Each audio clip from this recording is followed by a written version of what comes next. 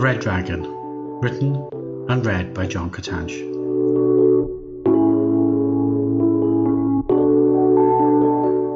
For as long as she could remember, Bronwyn Price despised her red hair, the way it persisted in curling around her shoulders, the unrelenting mockery from so-called schoolmates, the accompanying marble skin that turned a painful scarlet whenever the sun's rays espied her.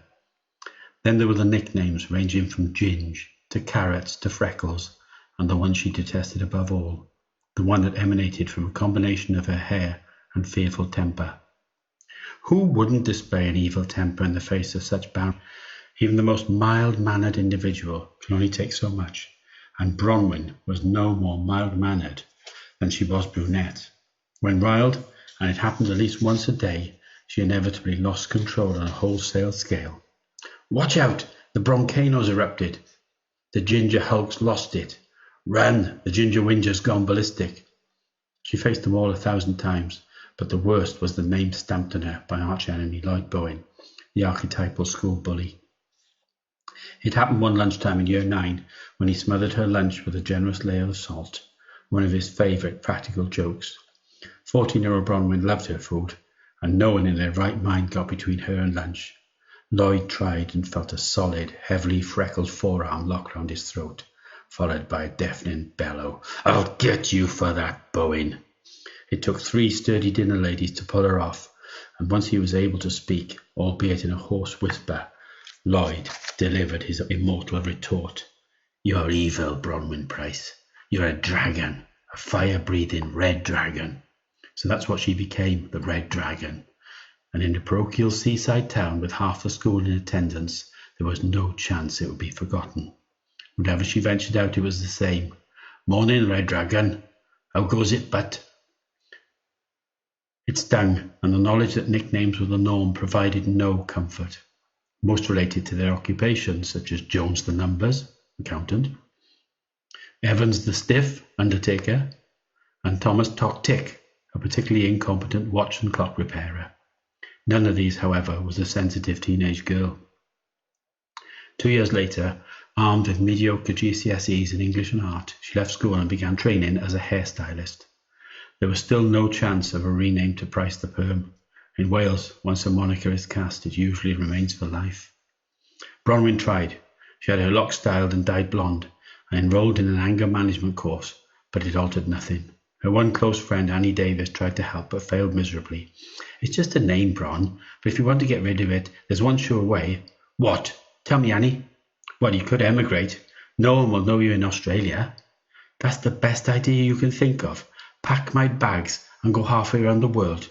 You really are useless sometimes, Annie."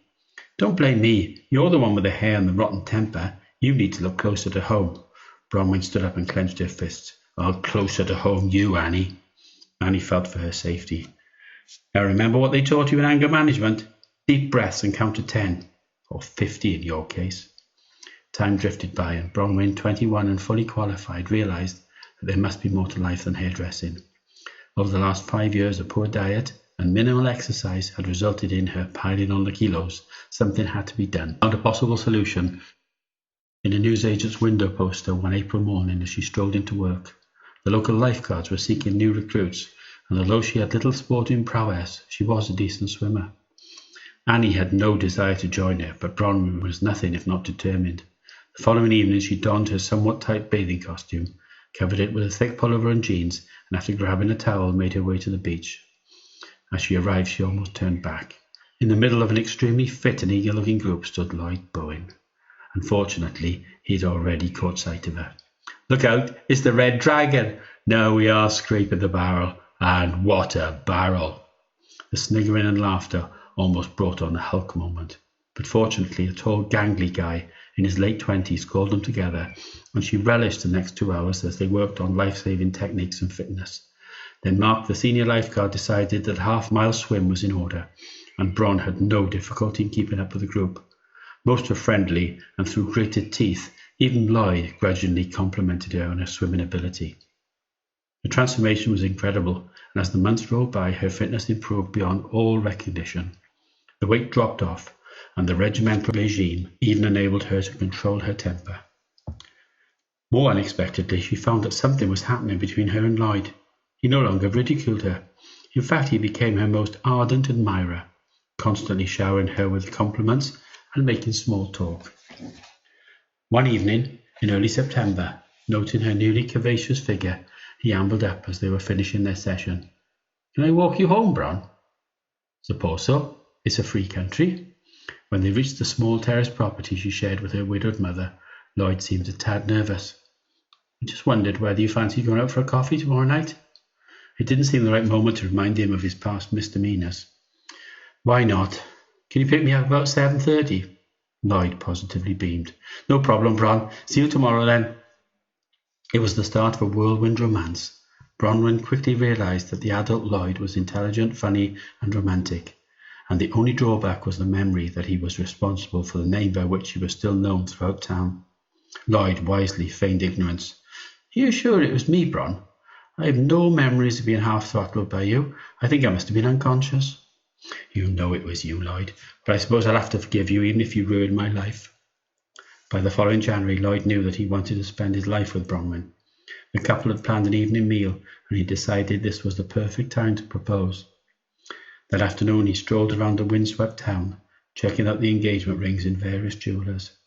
At the same time, an oblivious Bron, accompanied by Annie, was starting a brisk walk along the seafront. The wind was strengthening, but the girls loved it. "So come on, Bron, what's happening with Loverboy?" "No comment, Annie. We're going for an Italian tonight, though." "Lucky you. You make a cool couple, and What's happening over there?" A middle-aged woman in obvious distress was pointing at the sea and yelling something incomprehensible. Bronwyn broke into a run and caught up with her. "What's the matter?" "It's my husband. He threw a ball for our dog and it bounced over the wall. Monty followed it and Paul dived in to save him." Bronwyn gazed at the crashing waves and could just make out a blue jacket. She ripped off her coat and shoes and raced to the seawall. "Look after my stuff, Annie." Annie had finally caught up. "Don't do it, Bron. It's way too rough." "I'm a lifeguard, Annie. I've got to." And with that she dived in, her powerful freestyle cutting through the waves. She reached Paul and, gripping him round the neck with one arm, started back for the shore.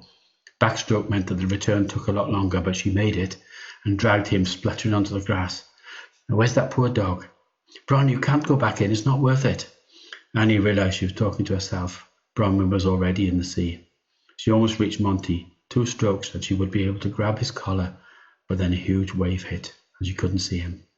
She felt the current tugging her out and tried to swim harder, but it was futile. The ocean had spat out Paul, but it was in no mind to release Bron, and the riptide was unrelenting and unforgiving. As she was dragged deeper, her final thoughts concerned what Lloyd would think when she failed to arrive that evening. The RNLI recovered Bronwyn early the following morning. There was barely a mark on her, but the intense cold had turned her body blue. As a result, she finally achieved a new nickname, the Blue Angel, and a plaque was set into the stone wall telling of the bravest woman in town. A heartbroken Lloyd stood forlornly in the background as the plaque was officially unveiled. Blue Angel to so many, but Bronwyn would forever remain his personal Red Dragon.